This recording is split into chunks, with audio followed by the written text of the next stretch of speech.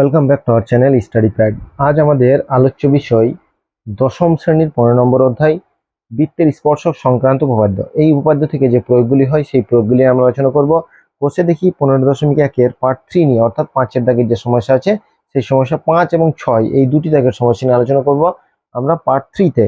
এর পূর্বে আমরা অন্যান্য বিষয়গুলির বিস্তারিত আলোচনা করেছি। এছাড়াও পার্ট 1 ও পার্ট 2 1 থেকে 4 পর্যন্ত যে সমস্যাগুলি আছে সেগুলির বিস্তারিত আলোচনা করেছি। প্লেলিস্টের লিঙ্ক তোমরা ডেসক্রিপশনে পেয়ে যাবে, চাইলে তোমরা সেখান থেকে দেখতে পারো। এছাড়াও পাটিগণিত, বীজগণিত, ত্রিকোণমিতি, পরিমিতি প্রত্যেকটা অধ্যায়ের বিস্তারিত আলোচনা করা হয়েছে। সেগুলির প্লেলিস্টের লিঙ্ক তোমরা ডেসক্রিপশনে পেয়ে যাবে, চাইলে সেগুলিও দেখতে পারো। এখানে আমাদের বল দিয়েছে 5-এর দাগে যে দুটি এককেন্দ্রিক বৃত্তের বৃহত্তরটির A B O A C জ্যা দুটি অপর বৃত্তকে যথাক্রমে পি ও কিউ বিন্দুতে স্পর্শ করেছে। স্পর্শ করলে প্রমাণ করি যে পি কিউ সমান হাফ বিসি। তাহলে এটা আমাকে প্রমাণ করতে হবে। তাহলে এক কেন্দ্রিক, অর্থাৎ একটি মাত্র কেন্দ্র আছে, দুটো জ্যা, কি কি বলেছে, জ্যা দুটো এ বি আর এসি, জ্যা দুটি পরস্পর বৃত্তকে যথাক্রমে পি ও কিউ বিন্দুতে স্পর্শ করলে। ঠিক আছে, তাহলে প্রথমেই আমরা দুটো বৃত্ত এঁকে নিয়েছি এবং সেটা হচ্ছে এক কেন্দ্রিক। এরপর আমাকে দুটি জ্যা অঙ্কন করতে হবে, একটা হচ্ছে এ বি এবং একটা হচ্ছে এসি। ঠিক আছে, তাহলে জ্যা দুটি প্রথমে অঙ্কন করে নিই। পি এবং কিউ বিন্দুতে স্পর্শ করেছে, তাহলে প্রথমেই আমরা একটা জ্যা অঙ্কন করি।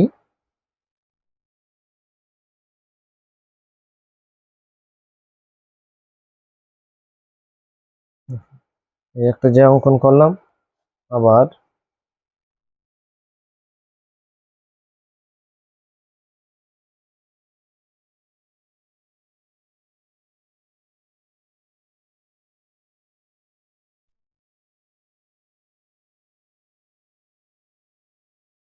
এখানে একটা জ্যা অঙ্কন করলাম, দুটো জ্যা অঙ্কন করলাম। জ্যা দুটি কি কি বলেছে, এ বি ও এসি। তাহলে এটা হচ্ছে এ, এটা যদি আমরা লিখি বি, তাহলে এটা দিলাম সি। এরপর আমরা এই বিসি কে যোগ করলাম। ঠিক আছে, এবার দেখো ও কেন্দ্রীয় বৃত্ত, তাহলে কেন্দ্রটার নাম কি, কেন্দ্রটার নাম হচ্ছে ও। তাহলে এই যে স্পর্শ করেছে, আমরা এখানে ব্যাসার্ধগুলো অঙ্কন করছি। এখন কি কি বলেছে, পি এবং কিউ বিন্দুতে ধরে নিলাম পি, এখানে ধরে নিলাম কিউ বিন্দুতে স্পর্শ করেছে। তাহলে প্রথমেই আমি নামগুলোকে দিয়ে দিই। ঠিক আছে, তাহলে এলো এ, এটা হলো বি, এটা হলো সি। তাহলে এ বি কে হচ্ছে পি বিন্দুতে এবং এখানে হচ্ছে কিউ বিন্দুতে। আর কেন্দ্র বৃত্তটার নাম কি, ও কেন্দ্রীয় বৃত্ত। এটা হচ্ছে এ সি, এটা হচ্ছে বি। ঠিক আছে, এবার আমাকে প্রদত্তটাকে লিখতে হবে।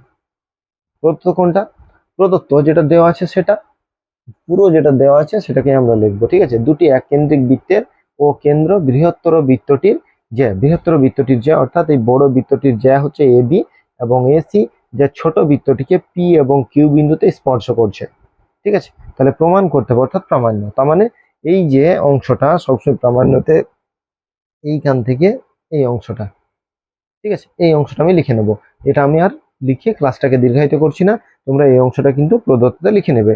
এরপর যেটা প্রমাণ করি যে ওটা কি হচ্ছে, ওটা হচ্ছে প্রামাণ্য। তাহলে প্রথম হচ্ছে প্রদত্ত, ওই অংশটাকে লিখব, তারপর হচ্ছে প্রামাণ্য। প্রামাণ্য অর্থাৎ কি প্রমাণ করতে হবে, প্রমাণ করব আমরা যে পি কিউ সমান হাফ বিসি।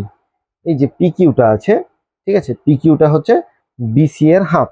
তাহলে আমাকে পি কিউ, পিও এই অংশগুলো যেগুলো অঙ্কন সেগুলো আমরা এবার এখানে কিন্তু অঙ্কনের প্রয়োজন আছে। যেখানে অঙ্কনের প্রয়োজন থাকবে সেখানে কিন্তু অঙ্কন করে নিতে হবে। কি অঙ্কন করব, ও পি, এই যে অংশটা আমি আগেই টেনে নিয়েছি, যেহেতু দুটো স্পর্শক বলেছিল এগুলো বলেনি। তাহলে ও পি, তারপর হচ্ছে ও কিউ যোগ করা হলো। ঠিক আছে, এই দুটো অংশ আমরা যোগ করলাম। এরপর হচ্ছে কি প্রমাণ, আমরা প্রমাণে চলে যাব। দেখো এই অংশটা আমার বলে দেওয়াই আছে, তাহলে এই অংশটা পি এবং কিউ দুটো অংশটাকেও যোগ করে নিলাম। ঠিক আছে, এবার তাহলে আমি কিভাবে প্রমাণ করব? প্রমাণ করতে গেলে প্রথমেই হচ্ছে ওপি স্পর্শ বিন্দুগামী ব্যাসার্ধ। ওপি, এই যে ওপিটা লিখবো, ওপি স্পর্শ বিন্দুগামী ব্যাসার্ধ।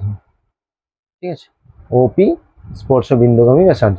তাহলে আমরা বলতে পারি যখন স্পর্শ বিন্দুগামী ব্যাসার্ধ, তার মানে ওপিটা কার উপরে লম্ব? এ বির উপরে লম্ব। আমরা বলতে পারি অতএব ওপি লম্ব হচ্ছে এ বি। এবার আমরা যদি পি বিন্দুতে বৃহত্তম যে বৃত্তটা এ বি জ্যা এর মধ্যবিন্দু হয়, দেখো, তাহলে আমরা বলতে পারি এই যে অংশটা আছে, আমরা কি করে, যেহেতু ওপিটা এ বি এর ওপর লম্ব, এটা আমরা বলতেই পারলাম, যেহেতু ওপি স্পর্শকামী বিন্দু, স্পর্শক যদি হয় তাহলে আমরা জানি ব্যাসার্ধটা যে সবসময় কি হবে, স্পর্শকের সঙ্গে লম্বভাবে থাকে। তাহলে পি বিন্দু বৃহত্তর বৃত্তের এ বি জ্যা এর মধ্যবিন্দু, এ বি জ্যা এর মধ্যবিন্দু। তাহলে ওটা আমি লিখে নিই, যেটা বললাম সেটা আমরা দেখো চিত্রের সঙ্গে সবসময় কিন্তু আমরা মিলিয়ে এই প্রমাণগুলি করব। লিখব অতএব পি বিন্দু বৃহত্তর বৃত্তের এ বি জ্যা এর মধ্য বিন্দু। ঠিক আছে, এবার অনুরূপভাবে যদি আমরা ওয়াই বিন্দু, অনুরূপভাবে যদি আমরা এখানে আমরা কি পি বিন্দু, তাহলে পি বিন্দু এখানে অনুরূপভাবে কি কিউ বিন্দু। ঠিক আছে, কিউ বিন্দু এসি জ্যা এর মধ্যবিন্দু। ঠিক আছে, এখানে আমরা পি এবং কিউ, তাহলে আমরা লিখব যে অনুরূপভাবে, অর্থাৎ একই রকম ভাবে, অনুরূপভাবে কি, অনুরূপভাবে লিখব যে কিউ বিন্দু বৃহত্তর বৃত্তের এসি জ্যা এর মধ্যবিন্দু। ঠিক আছে, দুটো অনুরূপভাবে আমরা কিন্তু পেয়ে গেলাম। তাহলে এই দুটো যখন মধ্যবিন্দু হয়ে গেল, তার মানে দেখো এবিসি ত্রিভুজে, দেখো এবিসি ত্রিভুজের দুটো বাহু এ বি এবং এসি, তাহলে আমরা লিখতে পারি যে ত্রিভুজ এ বি সি এর এ বি ও এসি বাহুর মধ্যবিন্দু পি এবং কিউ। তাহলে পি এবং কিউ যদি মধ্যবিন্দু হয়, পি এবং কিউ যদি, তাহলে এখানে লিখে নিই যে এবিসি ত্রিভুজ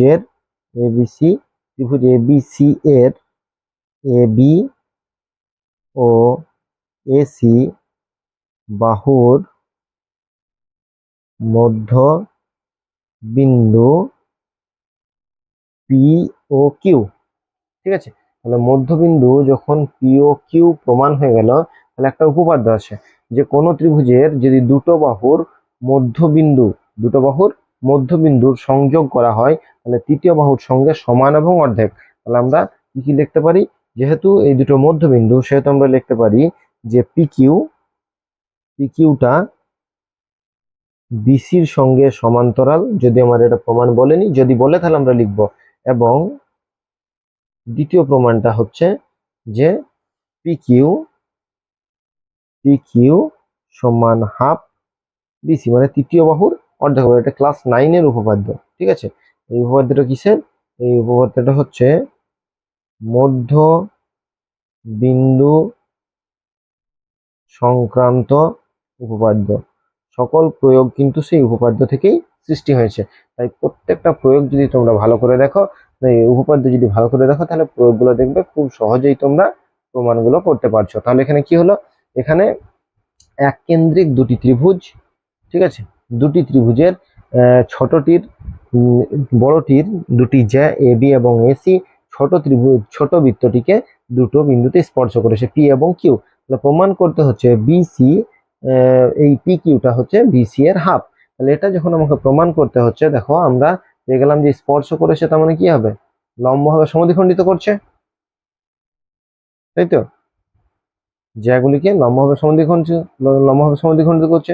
এবারে আমরা জানি যে কোনো জ্যায়ের উপর যদি লম্ব অঙ্কন করা হয়, জ্যায়ের উপর লম্ব অঙ্কন করা হয়, তাহলে সেটা কি করে, সমান দুভাগে ভাগ করে, অর্থাৎ সমদ্বিখণ্ডিত করে। তাহলে সমদ্বিখণ্ডিত করলে কি, এ বি এর মধ্যবিন্দু পি এবং এ সি এর মধ্যবিন্দু কিউ, তাহলে পি কিউ যোগ করলাম। তাহলে পি কিউ যখন যোগ করলাম তখন ক্লাস 9-এর একটা উপাদ্য আছে যে মধ্যবিন্দু সংক্রান্ত, যে ত্রিভুজের দুটি বাহুর মধ্যবিন্দুর সংযোজক সরলরেখা তৃতীয় বাহুর সঙ্গে সমান্তরাল এবং অর্ধেক হয়। ঠিক আছে, এটা হয়ে গেল আমার 5 নম্বর প্রয়োগ। যদি তোমাদের এর পরেও কোনো সমস্যা হয় বা বুঝতে না পারো, অবশ্যই আমাদেরকে জানাবে, তাহলে আবার আমাদের ক্লাস তোমাদেরকে ভালোভাবে সেগুলিকে বুঝিয়ে দেওয়ার চেষ্টা করবো। এখানে আমার 6-এরটা দেখো, 6-এর উপাদ্যটা একবার দেখো, 6-এর প্রয়োগটা একবার দেখো। 6-এর প্রয়োগ কি বলেছে, 6-এর প্রয়োগে বলা হয়েছে যে ও কেন্দ্রীয় কোনো বৃত্তের ওপর অবস্থিত এ বিন্দুতে স্পর্শকের ওপর এক্স যে কোনো একটি এক্স বিন্দু থেকে অঙ্কিত একটি ছেদক বৃত্তকে এক্স ওয়াই বিন্দুতে ছেদ করে, এক্স জেড ওয়াই জেড বিন্দুতে ছেদ করে। তাহলে ওয়াই জেড এর মধ্যবিন্দু পি হলে প্রমাণ করি যে এক্স এ পি ও বা এক্স এ ও পি একটি বৃত্তস্থ চতুর্ভুজ। আচ্ছা, তাহলে বৃত্তস্থ চতুর্ভুজ আমাকে প্রমাণ করতে হবে। ঠিক আছে, বৃত্তস্থ চতুর্ভুজ প্রমাণ করতে হবে। তাহলে এটা বৃত্তস্থ চতুর্ভুজ প্রমাণ করার জন্য প্রথমে আমাকে কি করতে হবে, যেগুলো বলেছে অর্থাৎ প্রদত্তগুলোকে লিখে নিতে হবে। প্রদত্ত লিখে নেওয়ার পরেই আমরা এই প্রমাণটা করতে পারবো। প্রথমে আমরা একটা ও কেন্দ্রীয় বৃত্ত অঙ্কন করে নিই। ঠিক আছে, প্রথমে একটা ও কেন্দ্রীয় বৃত্ত অঙ্কন করে নিলাম। ঠিক আছে, কেন্দ্রটা হচ্ছে ও। এরপর যেটা বলে দিয়েছে, পরপর আমরা সেগুলো প্রদত্ত যে ও কেন্দ্রীয় বৃত্তের এ বিন্দুতে স্পর্শক। ঠিক আছে, এ বিন্দুতে স্পর্শক। তাহলে আমরা এ বিন্দুতে একটা স্পর্শক অঙ্কন করি, ধরে নিই এই অংশে। ঠিক আছে, এ বিন্দুতে স্পর্শক, তাহলে এটা হবে কি, লম্ব, এটা হলো ও, এটা হলো এ। ঠিক আছে, এরপর যেটা বলছে যে এ বিন্দু স্পর্শক, এবার বলছে স্পর্শকের উপর এক্স যে কোনো একটি বিন্দু, ধরে নিলাম এখানে এক্সটা হচ্ছে যে কোনো একটা বিন্দু, এক্স যে কোনো একটা বিন্দু আমি ধরে নিলাম। ঠিক আছে, এরপর বলছে এক্স বিন্দু থেকে অঙ্কিত একটি ছেদক বৃত্তটিকে ওয়াই ও জেড বিন্দুতে ছেদ করে। তাহলে একটি ছেদক আমরা অঙ্কন করি, মানে এই একটা ছেদক, ছেদকটা অঙ্কন করলাম। তাহলে সেটা কি বলেছে, ওয়াই এবং জেড। তাহলে এই অংশটার নাম হচ্ছে ওয়াই, এই অংশটার নাম হচ্ছে জেড। ঠিক আছে, দুটো আমি নিলাম। এরপর বলছে যে ওয়াই জেড এর মধ্যবিন্দু হচ্ছে পি। তাহলে ওয়াই আর জেড এই অংশটার মধ্যবিন্দু হচ্ছে পি। তাহলে এটা আমরা এই অংশটাকে আমরা টেনে নিই। পুরো প্রদত্ততে যেটা বলা থাকবে সেই অনুযায়ী পড়ে পড়ে কিন্তু চিত্রটাকে অঙ্কন করে নেবে। ঠিক আছে, খুব সহজ প্রয়োগ, খুব একটা কঠিন নয়। বারবার বলছি, তোমরা যদি একবার বুঝে নাও তাহলে দেখবে খুব সহজেই পারছো। তাহলে যেটা, যে অংশটা প্রদত্ত, তাহলে প্রথমে আমরা কি লিখি, প্রদত্ত অংশটা। প্রদত্ত মানে কোনটা, যেটা এই যে লিখলাম যে ও কেন্দ্রীয় একটি বৃত্ত। ঠিক আছে, এই বিন্দুতে একটা স্পর্শক। ঠিক আছে, এই স্পর্শকের উপর এক্স যে কোনো একটা বিন্দু, এক্স থেকে যদি এক্স বিন্দু থেকে যদি একটা ছেদক অঙ্কন করি, তাহলে ওয়াই এবং জেড বিন্দুতে ছেদ করবে বৃত্তটাকে, এবং এক্স ওয়াই জেড এর মধ্যবিন্দু হচ্ছে পি। এই পুরো অংশটা কিন্তু বইয়ে বলে দেওয়া আছে, আমি কিন্তু নিজে থেকে কিচ্ছু লিখিনি। দেখো এখান থেকে এই পর্যন্ত। ঠিক আছে, এই অংশটা আমি প্রমাণ করতে, প্রমাণ কি করতে হবে, এক্স এ, দেখো প্রামাণ্য প্রমাণ করতে হবে, মানে সেটাকে বলা হয় প্রামাণ্য। প্রামাণ্য কি, প্রামাণ্য হচ্ছে এক্স এ ও পি একটি বৃত্তস্থ বৃত্তস্থ চতুর্ভুজ। ঠিক আছে, একটি বৃত্তস্থ চতুর্ভুজ। বই আরো একটা বলা আছে অথবা দিয়ে, অথবা দিয়ে দুটোই কোনটাকে এক্সটাকে পরে, এবং এখানে বলা আছে হয়তো এ এক্স ও পি, এ এক্স ও পি বা পিও, ঠিক আছে, কোনটাকে আগে কোনটাকে পরে। এই যে এক্স এ ও পি, এই অংশটা, ঠিক আছে। তাহলে এটা যখন আমরা অঙ্কন করছি, দেখো তাহলে প্রামাণ্যটা লিখলাম, এরপর আমরা প্রমাণটাকে লিখবো। বারবার বলছি খুব সহজ, এখানে অঙ্কনের কিন্তু কিছু দরকার নেই। তাহলে ও কেন্দ্রীয় বৃত্ত এ বিন্দুতে এ এক্স স্পর্শক, ঠিক আছে। তাহলে আমরা বলতে পারি যদি এটা স্পর্শক হয়, তাহলে ও এ এক্স এই কোণটা কত ডিগ্রি, স্পর্শক হলেই সেটা 90 ডিগ্রি হবে। তাহলে আমরা বলতে পারি কোণ ও এ এক্স সমান 90 ডিগ্রি। এটা কোনো বুঝতে অসুবিধা আছে? যদি বুঝতে অসুবিধা হয় তাহলে লিখবে, ব্র্যাকেটে লিখবে যে এ বিন্দুতে এ বিন্দুতে এ এক্স বা এক্স এ বিন্দু শয়ে পয়ে তাহলে শয়ের স্পর্শক, ঠিক আছে। এটা কি হলো? এটা হলো প্রমাণ। এবার বলছে ও কেন্দ্রীয় বৃত্তের ওয়াই জেড জে এর মধ্যবিন্দু, এই যে ওয়াই জেড, এটা কি ওয়াই জেডটা, এই যে ওয়াই জেড অংশটা আছে এটা হচ্ছে কিন্তু আমার জে, ও কেন্দ্রীয় বৃত্তের জে। আমরা লিখতে পারি যে ও কেন্দ্রীয় বৃত্তের জে, ও কেন্দ্রীয় বৃত্তের জে হচ্ছে ওয়াই জেড। ওয়াই জেড এর মধ্যবিন্দুকে, ওয়াই জেড এর মধ্যবিন্দু, তাহলে এখানে লিখলাম যে ও কেন্দ্রীয় বৃত্তের যে ওয়াই জেড, তাহলে ওয়াই জেড এর মধ্যবিন্দু, এটা বলে দেওয়া আছে মধ্যবিন্দুটাকে পি, তাহলে মধ্যবিন্দু পি। তাহলে মধ্যবিন্দু যদি পি হয় তাহলে এক্ষেত্রে আমরা জানি যে সবসময় ব্যাসার্ধ কি করে লম্বভাবে থাকে, কার উপর, জে এর উপর, এবং সেটাকে সমদ্বিখণ্ডিত করে। তাহলে লম্বভাবে যখনই থাকছে কার উপর লম্ব, ও পি ওয়াই জেড এর উপর লম্ব। তাহলে বলতে পারি যে ও পি এক্স এটাও 90 ডিগ্রি। তাহলে এখানে একটা ও এ এক্স 90 ডিগ্রি পেলাম, ও পি এক্স 90 ডিগ্রি। তাহলে এই কোণ দুটি কত করে হলো, 90 করে, তাই না? তাহলে আমরা এই দুটি যে কোণ দুটি আমরা পেলাম, ঠিক আছে, দুটি কোণ আমরা পেয়ে গেছি। তাহলে কি কি কোণ, একটা এ কোণ আর একটা হচ্ছে পি কোণ। এই এ আর পি এই দুটো কোণ হচ্ছে 90 ডিগ্রি করে, ঠিক আছে। আবার 90 90 180, ঠিক আছে। তাহলে আমরা এই দুটো কোণ 180। আবার যদি এই দুটো কোণ আমরা ত্রিভুজের তিনটি কোণের সমষ্টি কত জানি, 180 ডিগ্রি। তাহলে এ ও পি, এ ও পি মানে এই কোণটা যুক্ত কোণ এ এক্স পি,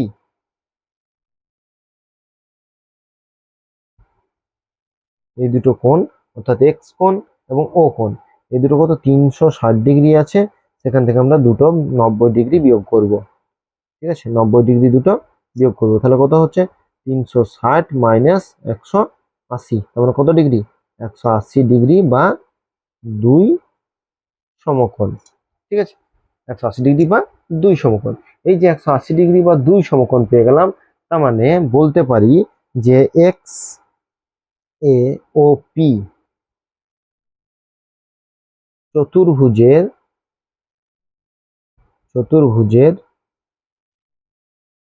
বিপরীত কোণগুলি পরস্পর সম্পূরক, এই কোণগুলি পরস্পর সম্পূরক। তাহলে কখন সম্পূরক হয় বিপরীত কোণগুলি চতুর্ভুজে, কখন সম্পূরক হয়, সম্পূরক হয়ে গেল। তাহলে আমরা বলতে পারি যে অতএব বা সুতরাং এক্স এ ও পি একটি বৃত্তস্থ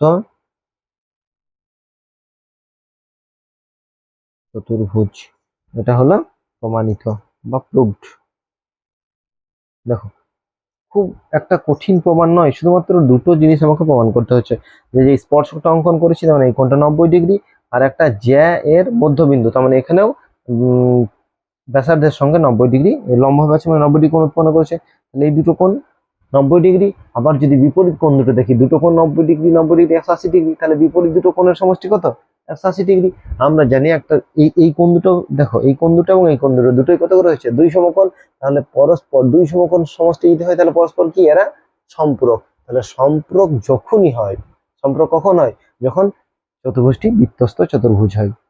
ঠিক আছে, তাহলে এখানেও আমরা দুটো প্রয়োগের প্রমাণ আমরা করলাম। বারবার বলছি প্রয়োগ মানেই তোমরা ভেবে নিয়ে অনেক কঠিন নয়, এবং এখান থেকেই তোমরা কি করবে, শর্ট কোশ্চেন গুলোও কিন্তু করতে পারবে।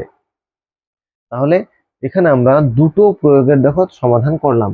এই প্রয়োগগুলি যদি তোমাদের কোথাও বুঝতে অসুবিধা হয় বা না পারো, ঠিক আছে, মনে হলো যেটা বুঝতে পারলাম না, অনেক সময় কোনো প্রয়োগ তোমরা কোনো বই থেকে দেখছো, রেফারেন্স বই থেকে দেখছো, একবার চোখ বুলিয়ে নিলে মানে তোমরা মনে করলে যে আমাদের হয়ে গেল, এরকম কিন্তু নয়। প্রয়োগ এভাবে হয় না। প্রয়োগটা প্রথমে উপপাদ্যটাকে বুঝতে হয় এবং কিছু অনুসিদ্ধান্ত আছে। তোমরা ক্লাস 8 থেকে যে উপাদ্যগুলি করছো সেগুলি প্রত্যেকটা কনসেপ্ট কিন্তু ক্লিয়ার থাকতে হবে, কোথায় কোনটা লাগছে। একটা যখন আমি দেখবে তোমাদের 5-এর উপাদ্যটা করেছি, 5-এর উপাদ্য কোথা থেকে কি লাগলো, যে মধ্যবিন্দু সংক্রান্ত উপাদ্যটা লেগে গেল। ঠিক আছে, দেখো এই উপাদ্যটার ক্ষেত্রে মধ্যবিন্দু সংক্রান্ত উপাদ্য। ঠিক আছে, এখানে আবার লাগছে যে কোনো জ্যা এর মধ্যবিন্দু, জ্যা এর যদি মধ্যবিন্দু হয় তার মানে সেটা ব্যাসার্ধের সঙ্গে লম্বভাবে আছে। ঠিক আছে, বা যদি আমরা বলি ব্যাসার্ধের সঙ্গে লম্বভাবে আছে জ্যাটা, তাহলে বুঝতে হবে যে ওই জ্যাটাকে সমদ্বিখণ্ডিত করেছে বা যে বিন্দুতে করেছে সেটা হচ্ছে মধ্যবিন্দু। এরকম কনসেপ্ট গুলো কিন্তু কাজে লাগাতে হবে। জ্যামিতি খুব আহ, একটা টাফ জিনিসও বলতে পারো, আবার বুঝে নিলে খুব সহজ জিনিসও বলতে পারো। তাই তোমরা ভালো করে দেখো, বোঝার চেষ্টা করো, কোথাও অসুবিধা হলে আমাদেরকে জানাও। আজ এই পর্যন্তই, পরবর্তী ক্লাস নিয়ে আমরা খুব শীঘ্রই হাজির হবো। তখন কিন্তু আমাদের চ্যানেলে জুড়ে থাকা, নতুন হলে অবশ্যই আমাদের চ্যানেলটিকে সাবস্ক্রাইব করো। আজ এই পর্যন্তই, সকলকে ধন্যবাদ। সবার দিন শুভ হোক, ভালো থাকো, সুস্থ থাকো, ভালো করে পড়াশোনা করো।